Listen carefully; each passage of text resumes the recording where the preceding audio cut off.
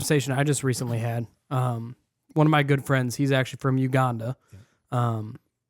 And we had the conversation, a lot of younger people our age are having issues with everything has to be perfect before you have kids. Yeah. Your finances have to be in order. Your life has to be in order. Your fitness has to be in order. Everything has to be perfect. And he told me his parents from Uganda, they had nothing. They had no money, nothing. And then ends up, he lives in Texas now. His parents are doing great. And they're running for government positions in Uganda and running a successful real estate business. And it seems like he's so grateful for that, because if they would have waited until their life was in order, they never would have been here. And I think we see that a lot of the time. So I wonder if that's you could lend some perspective on that. Well, it's never a perfect time, right? I don't think there ever is a perfect time. To be honest, we're grateful that we had her. Like I thought there was something wrong with me. I'm like, we it's not that we weren't trying or trying, but we just, it was what it was, and we hadn't been successful. And it was, we were getting ready to go on a trip to St. Thomas. And when we got back from the trip, I was actually going to go get tested and see, what was going on and figure out why we hadn't had a kid yet. Mm-hmm. So I'll never forget, we were in St. Thomas and Britt was kind of sick.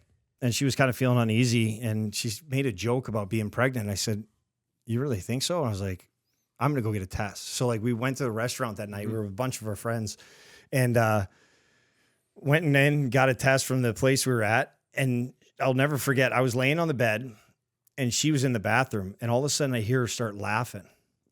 And I'm like, "You got to be fucking kidding me. No way." Dude, she came out of the bathroom crying, laughing her ass off. And I'm like, "No." She's like, "Yes." So that's how we found out Britt was pregnant, was in St. Thomas, and just that's so crazy. happened. So, and that's how it happened. Like, it was, I still laugh thinking about it, because I heard her laughing in the bathroom, like, "You got to be fucking kidding me. No way. Yeah. We're actually pregnant." And then that was it. So like I said, we own a business. We're constantly busy 24/7. There's so many things going on. And is it the right time? Probably not. Would there have been a better time? Yeah, maybe we were a little more successful and we had a little more peace in our lives, but it was what it was.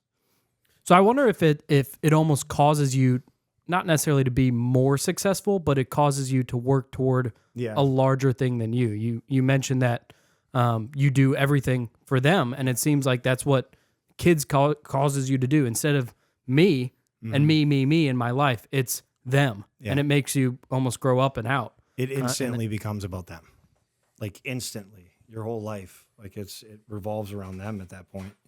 Like when she can't feed herself, she can't wipe her own ass, like all these things. Everything you do is for them, and that's all you think about at that point. Like it's, we're already like, where's she gonna go to school? Like there's just so many different things that you think about, and you're just like, it just changed your world. Because how old was Lucas when you first met Britt? You guys first got together. I think he was 2, 1.5, 2. Okay, so he was still a baby. I was changing his diapers and shit. Yeah, I remember changing his diapers, and you'll never get used to a shitty diaper. Dude, the smell, the feeling. I mean, what are we talking? He just had some stinky shits, and every time I would change his diaper, I'm like, "Oh!" And he would laugh his ass off, man. It was, you gotta. Oh, you thought it was hilarious. So you gotta think, like. Take that, Dad. I went from like struggling in where I was at in life to meeting Britt, becoming best friends with Britt, and then all of a sudden being thrown in this dad position, having a serious girlfriend, which I never had a serious girlfriend my whole life. I think my longest relationship was like 2 months, if that. Yeah. And then now I'm in this position where I just decided to get sober. I found her, and my whole life changed, and I'm a dad.